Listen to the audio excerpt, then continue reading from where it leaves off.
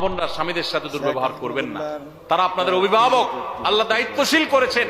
আপনার বুঝে না আসতো একটু সবর করেন, সহনশীল হন, শ্রদ্ধা করতে শিখেন, তর্ক করবেন। অনেক মেয়েরা আছে কথায় কথায় তর্ক, একটা বললে তিনটার সাথে সাথে রিপ্লাই আছে না? নেই, কথা মাটিতে পড়তে দেরি, জবাব দিতে দেরি নাই। অনেক বোন আছেন আমার, ৫ ওয়াক্ত নামাজ পড়েন, মাশাআল্লাহ বোরকাও পড়েন, হাত মোজা পা মোজা মেনটেন করেন, কোরআন তেলাওয়াত করেন, মাশাআল্লাহ কোনো আমলের কমতি নাই, কিন্তু স্বামীটাকে মানুষ মনে করে না। আছে না নাই? এই আল্লাহর বান্দি কখনো আল্লাহর কাছে প্রিয় পাত্রী হতে পারবে?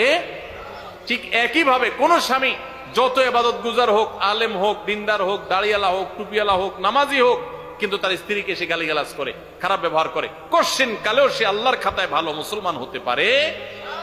এজন্য ভাই, দাম্পত্য জীবনে পরস্পর প্রতি শ্রদ্ধাশীল হতে হয়, সহনশীল হতে হয়। আজকাল পত্রিকার পাতা খুললে দেখবেন ঠুনকো ইস্যুকে কেন্দ্র করে সংসার ভেঙে যাচ্ছে, খান হয়ে যাচ্ছে, সব বেসবর হয়ে যাচ্ছে, অসহনশীল হয়ে যাচ্ছে। এই যে রমজান মাস গেছে, কি শিখছি আমরা? রমজান আমাদেরকে সহনশীলতা শিখাইছে, সংযম শিখাইছে, আত্মনিয়ন্ত্রণ শিখাইছে, ধৈর্য ধারণ করা শিখাইছে।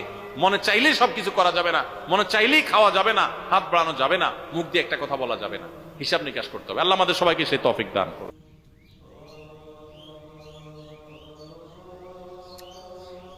শেখ আহমদুল্লাহর যে বক্তব্যটি আপনারা শুনছেন, যে আসলে নারীরা যদি তারা বুঝতো যে স্বামী কতটুকু গুরুত্বপূর্ণ, তাহলে অবশ্যই স্বামীর মর্যাদা দিত। অনেকেই মা বোনেরা আছে এরকম ধরনের আচরণ করে, প্রায় অনেক, সব কিছু করে তারপরও ওই ধরনের আচরণ করে। আর অবশ্যই যারা ভিডিওটা যদি ভালো লাগে, অবশ্যই আমার চ্যানেলটা সাবস্ক্রাইব করে অবশ্যই পাশে থাকবেন আর শেয়ার করে দিবেন, আর পেজ এবং চ্যানেলগুলো সাবস্ক্রাইব করে এবং ফলো দিয়ে সাপোর্ট করবেন।